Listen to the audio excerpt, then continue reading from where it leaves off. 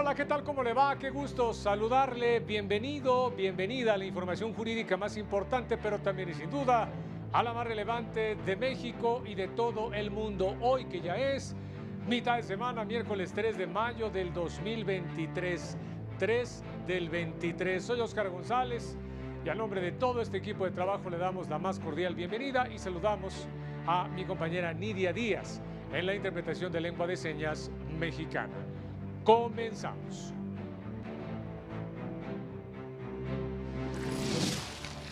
Es inconstitucional exigir que personas unidas en concubinato hayan permanecido libres de matrimonio para exigir pensión por viudez, determina la segunda sala. El derecho a la reparación integral del daño es irrenunciable, establece criterio de la primera sala. Contar con un sistema de justicia abierta y cercano a la gente es lo que da legitimidad a los juzgadores, afirma la ministra Ríos Farjat. México es uno de los países más peligrosos para ejercer el periodismo, asegura Naciones Unidas. Bueno, pues vámonos con toda la información. Qué gusto saludarle. Muy buenas noches, ya le decía. Pues hoy que es miércoles precisamente, donde, bueno, pues hay mucha información y se la tenemos preparada para los próximos 30 minutos. Vámonos con todas las noticias, con toda la información. Comentarle que la segunda sala de la Suprema Corte de Justicia de la Nación determinó que es inconstitucional que se exija a las personas en concubinato que ambas hayan permanecido libres de matrimonio para solicitar una pensión por viudez.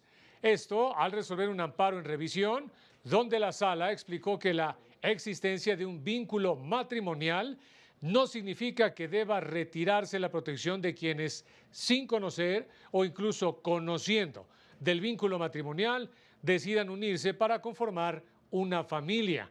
Explicó que este tipo de normas violan los derechos de protección a la familia, igualdad y no discriminación, así como también del libre desarrollo de la personalidad.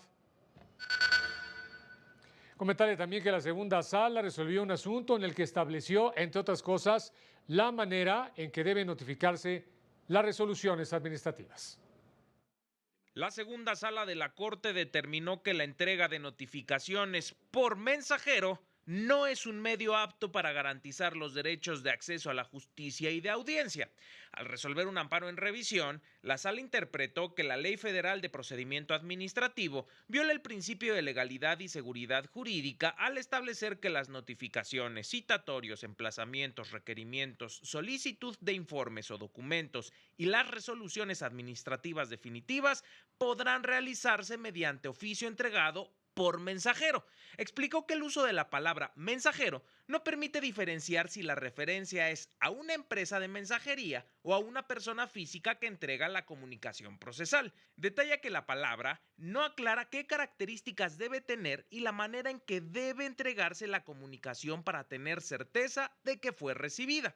Por lo anterior, subrayó la sala, no es un medio apto para garantizar los derechos de acceso a la justicia y de audiencia. Concluyó que la notificación por oficio entregado por correo certificado con acuse de recibo sí está regulada, sin que necesariamente se tuviera que desarrollar en la ley reclamada, sino que se rige por la Ley del Servicio Postal Mexicano y su reglamento.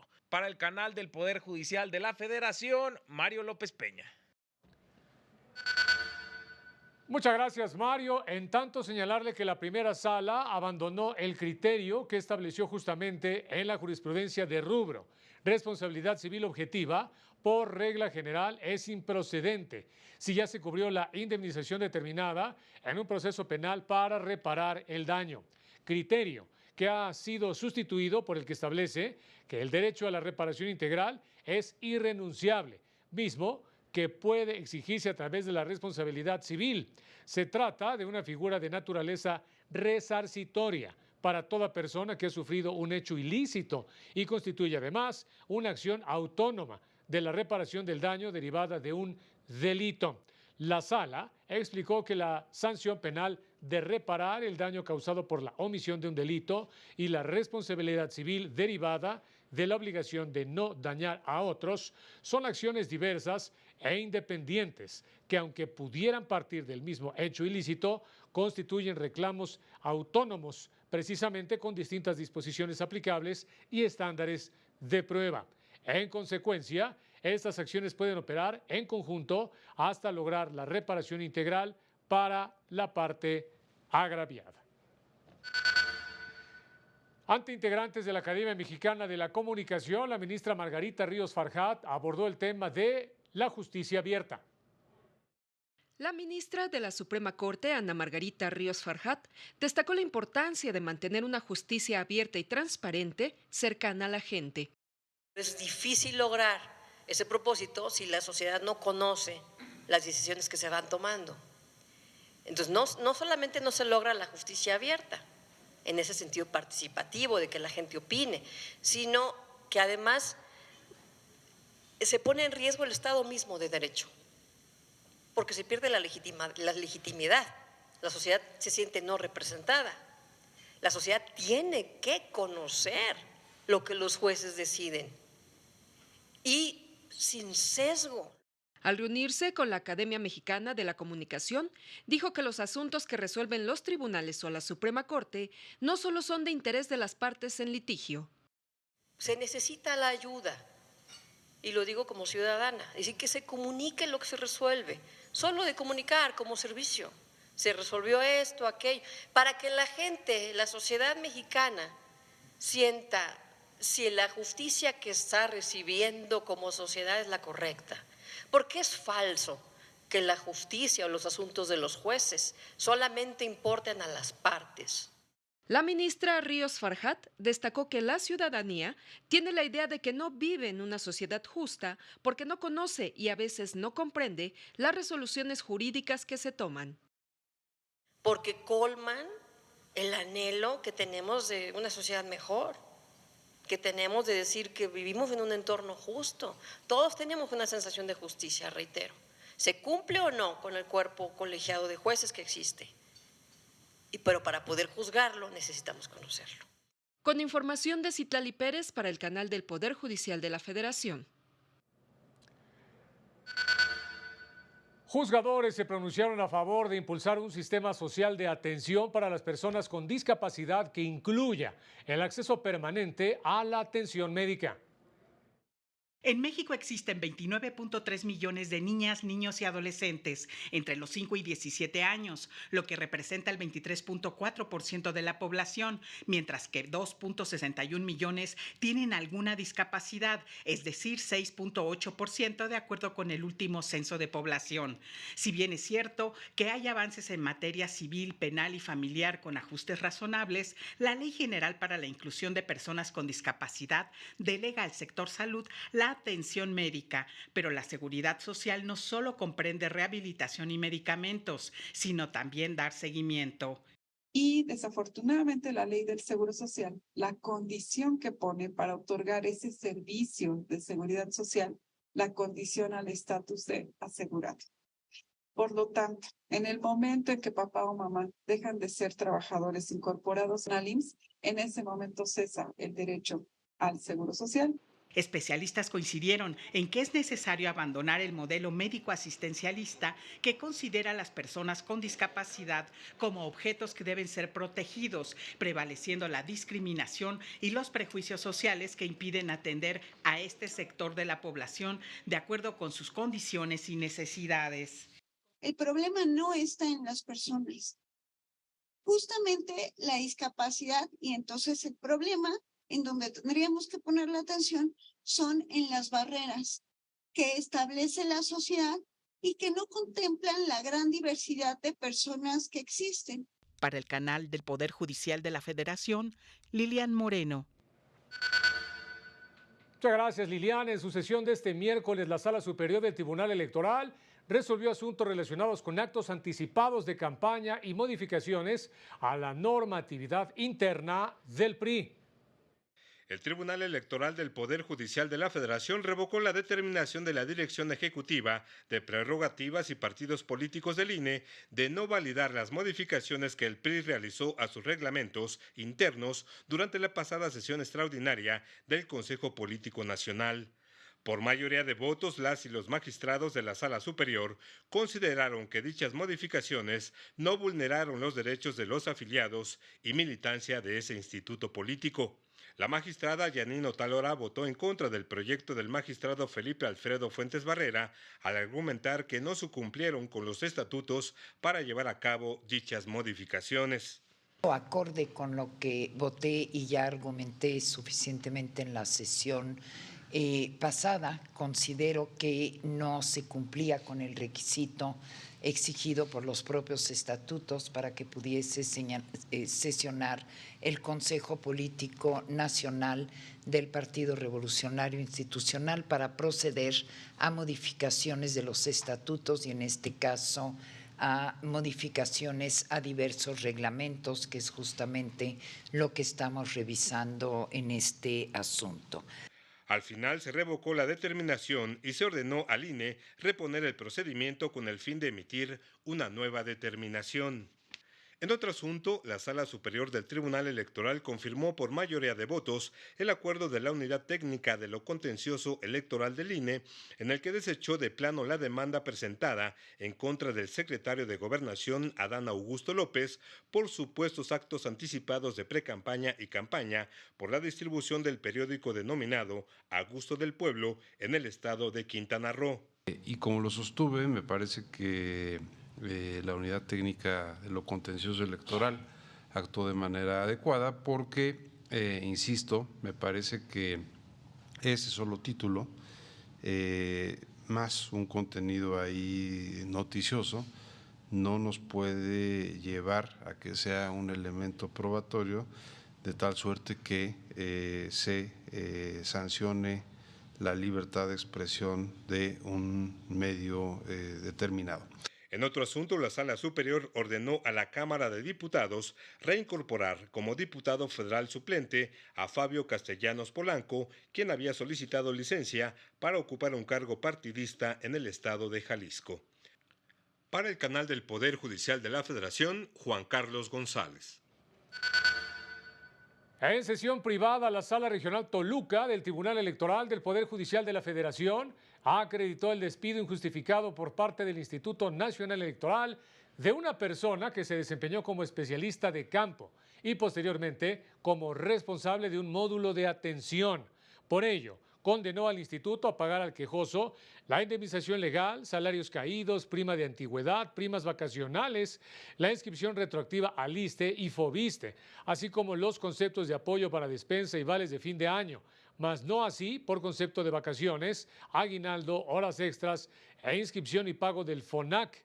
Por otra parte, absolvió al INE de reconocer la existencia de una relación laboral con el demandante como capacitador asistente electoral, por lo que le fueron negadas a las prestaciones reclamadas por dicha labor.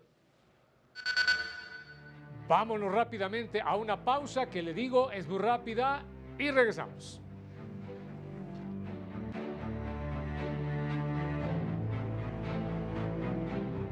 Al regresar, a 17 años del caso Atenco, mujeres víctimas de tortura continúan exigiendo justicia.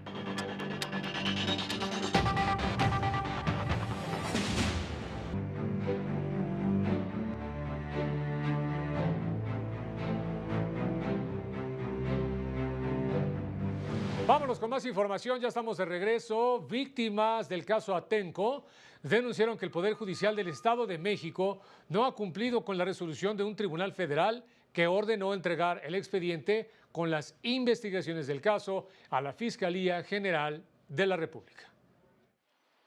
Este miércoles se cumplieron 17 años de los hechos de represión social, detenciones arbitrarias y tortura sexual contra mujeres de San Salvador Atenco, Estado de México, que derivaron en una sentencia de la Corte Interamericana de Derechos Humanos contra México.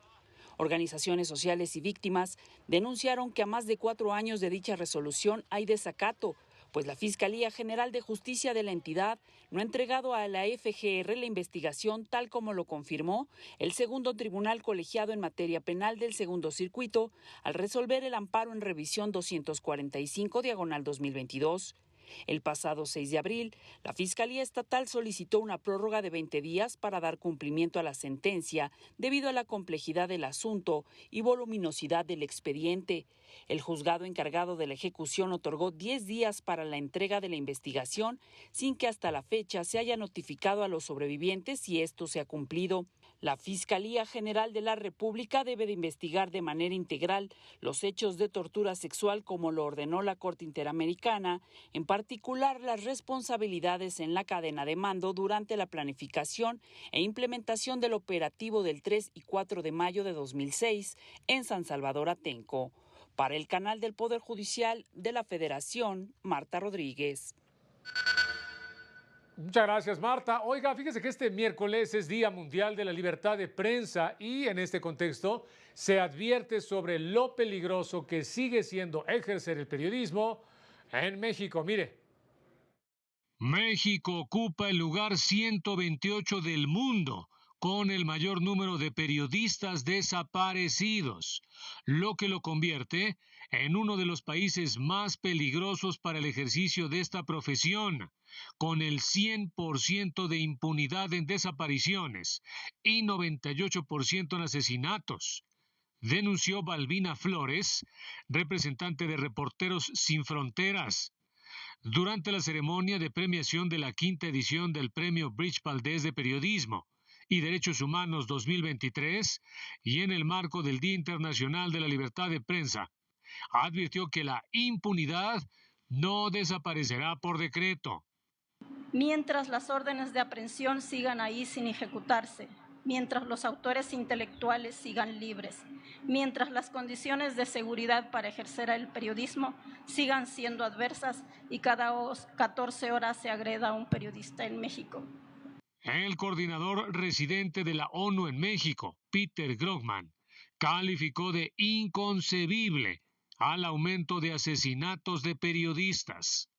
En 2022, a nivel global, al menos 67 profesionales de los medios de comunicación fueron asesinados, 19 de ellos en México. Samir Tunsi, director de la agencia AFP, lo dijo claro, evidenciando el peligro del ejercicio del periodismo en el mundo, pero sobre todo destacó en México. 55 periodistas y 4 colaboradores de prensa han sido asesinados en el ejercicio de su trabajo el año pasado. De esos 55 colegas, 11 periodistas fueron ultimados aquí en México. Parece que más que en Ucrania, en país en guerra. Bueno, pues así están estos temas. Sobre este mismo asunto, se dijo que la libertad de expresión se deterioró en 35 países y la censura contra medios de comunicación se agudizó en 47. De acuerdo con la UNESCO, 5 de cada 6 personas viven en países donde la libertad de prensa ha disminuido en los últimos 5 años. El presidente de la Corte Interamericana señaló que la polarización tóxica, la desinformación, las noticias falsas, además de las leyes restrictivas y las prohibiciones de derechos, la intimidación de la prensa y los crecientes ataques a los tribunales y a las organizaciones no gubernamentales representan las más graves amenazas justamente contra la democracia. ¿De qué manera esta democracia que está afectada por tantos discursos distorsionantes y que actúan de una manera centrífuga, es decir, tratando de sacarnos del centro de la convivencia democrática, del centro de la paz, del centro del diálogo, pasando a un sistema en el cual las grandes controversias no se resuelven de manera pacífica, sino a través de la imposición, a veces de mayorías circunstanciales sobre otras mayorías. Ante el avance de la justicia digital, especialistas se pronunciaron en favor de fortalecer la capacitación en las aulas sobre este tema. es indispensable que desde la academia se implementen nuevas formas de enseñanza del derecho en la era digital, advirtieron académicos en la UNAM, pues la impartición de justicia evoluciona. Ejemplo de ello es el nuevo Código Nacional de Procedimientos Civiles y Familiares, que contempla una justicia digital con términos novedosos como firma electrónica avanzada, metaverso y salas virtuales, entre otros. Para no salir de la carrera y llegar a un juzgado y no saber ni siquiera cómo revisar un expediente digital o pedir una cita, o siquiera haber tramitado nuestra firma electrónica. Si bien destacaron que el Consejo de la Judicatura Federal ha contribuido a la transición de la justicia digital con el desarrollo de plataformas que permitieron que durante la pandemia por COVID-19 la impartición de justicia no se detuviera, indicaron que es necesario desarrollar manuales de términos digitales y promover la especialización en esta materia.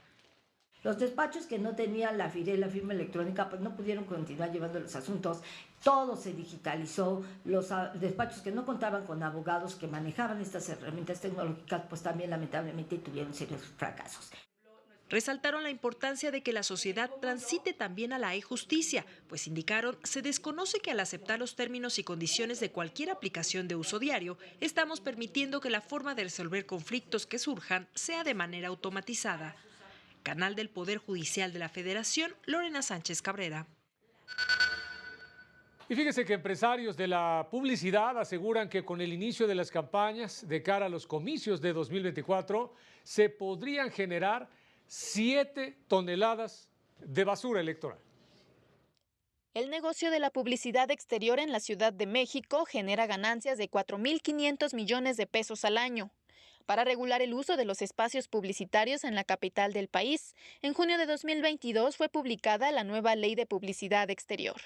Casi un año después se publicó su reglamento que, de acuerdo con el presidente de la Fundación por el Rescate y Recuperación del Paisaje Urbano, Jorge Negrete Vázquez, abre un espacio a la discrecionalidad y la corrupción al ser contradictorio con lo que establece la norma. Lo que hace es que le da una enorme discrecionalidad a la Secretaría, a la autoridad, para que determinen los lugares, las condiciones y los formatos. Y esa enorme discrecionalidad abre una puerta al amiguismo y la corrupción. Agregó que de cara a las contiendas electorales, se prevé que en la Ciudad de México se generen toneladas de basura resultado de la propaganda electoral. Cuando empiecen las campañas, nos van a volver a tapizar de basura. Evidentemente, ¿qué va a suceder? Con ley, sin ley, con ley estatal, con ley federal. Esperada vamos a encontrar otra vez otras 5, 6, 7, 10 mil toneladas de basura electoral. En conferencia de prensa indicó que en caso de que las empresas del sector no estén de acuerdo con la norma, pueden impugnarla a través del juicio de amparo. Para el Canal del Poder Judicial de la Federación, Laura Murillo.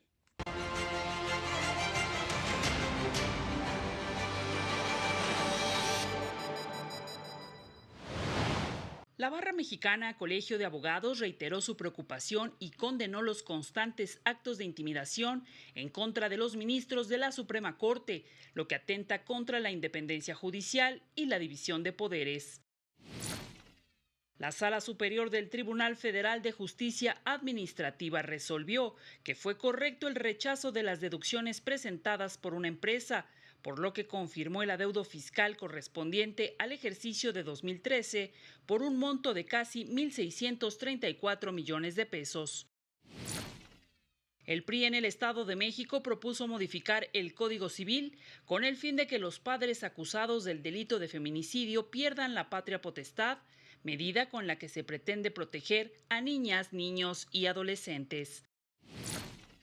A 2 años del derrumbe del tramo elevado de la línea 12 del metro, accidente en el que perdieron la vida 26 personas, el gobierno de la capital del país reveló que 117 afectados optaron por la reparación del daño y solo falta llegar a un acuerdo con 12 familias. Un informe de la Comisión Interamericana de Derechos Humanos reveló que durante las manifestaciones que se registraron después de la destitución del expresidente Pedro Castillo, los elementos de seguridad recurrieron al uso desproporcionado, indiscriminado y letal de la fuerza. señala que durante las protestas en diversas ciudades se registraron violaciones graves a los derechos humanos y las muertes perpetradas por agentes del Estado podrían constituir, señalaron, ejecuciones extrajudiciales. La comisión recomendó a las autoridades peruanas entablar un diálogo amplio e inclusivo con el fin de que se pueda superar la actual crisis que vive el país, además de que las violaciones a derechos humanos documentadas deben ser investigadas, pero también juzgadas.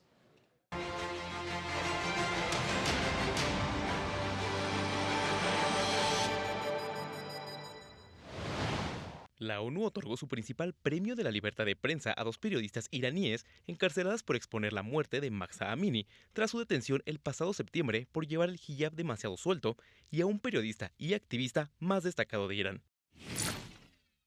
Las fuertes lluvias en las provincias del oeste y el norte de Ruanda han dejado al menos 109 fallecidos a causa de inundaciones y deslizamientos de tierra.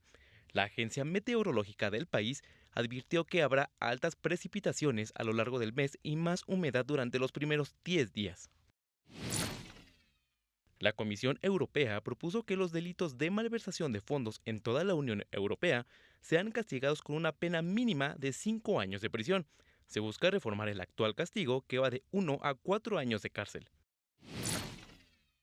Un estudiante de 7º grado en la escuela primaria Vladislav Ribnikar en Belgrano, Serbia, disparó y mató a 8 compañeros y a un guardia de seguridad.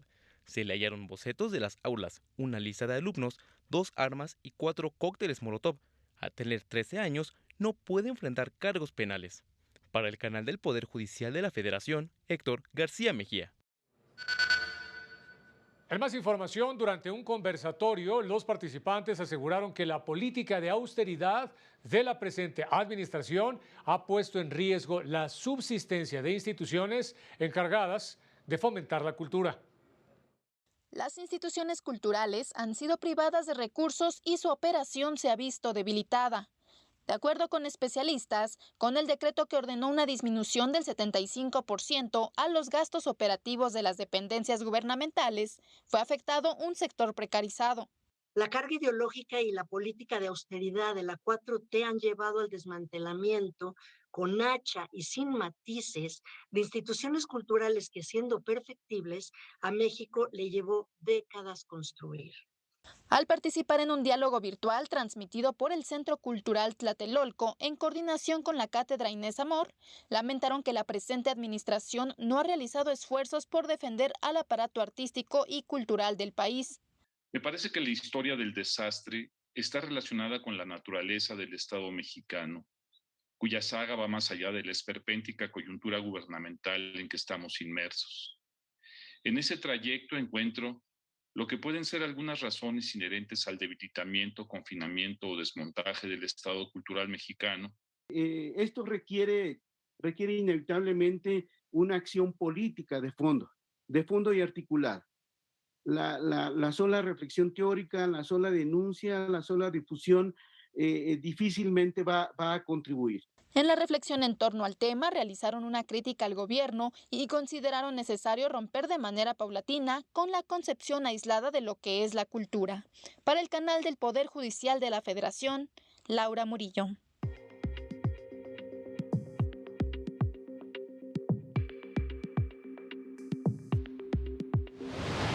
El tipo de cambio se ubicó en 17 pesos con 90 centavos por dólar, de acuerdo con información del Banco de México. En el primer trimestre del año, la Comisión Federal de Electricidad registró una ganancia de más de 32,000 millones de pesos. Sin embargo, entre el 1 de enero de 2018 y el 31 de marzo de 2023, la comisión acumuló pérdidas por 88,000 millones de pesos, de acuerdo con un estudio del Instituto Mexicano para la Competitividad. La economía mexicana crecerá por encima de su tendencia de largo plazo, de acuerdo con el sistema de indicadores cíclicos del INEGI, que en febrero se ubicó por encima de 100 puntos. Especialistas estiman que este año la economía crecerá 1.6% frente al 1.4% previsto el mes pasado. El subsecretario de Hacienda, Gabriel Llorio, presentó en Nueva York la Taxonomía Sostenible de México, diseñada para promover una transición justa y fomentar inversiones ambientales y sociales con un enfoque de justicia ambiental y social. Además, es la primera en el mundo en definir la igualdad de género como un objetivo prioritario. Para el canal del Poder Judicial de la Federación, Lilian Moreno. Ya nos vamos, pero le invitamos a seguir este jueves a través de la señal del canal del Poder Judicial de la Federación la sesión del Pleno de la Suprema Corte. En esta ocasión se analizarán y resolverán 4 acciones de inconstitucionalidad en las que se pide invalidar diversos artículos de las leyes de archivos de los estados de Chiapas y de Yucatán. Y ya nos vamos, como siempre, muchas gracias por haber estado con nosotros. Manténgase pendiente de esta señal. Soy Oscar González. Buenas noches.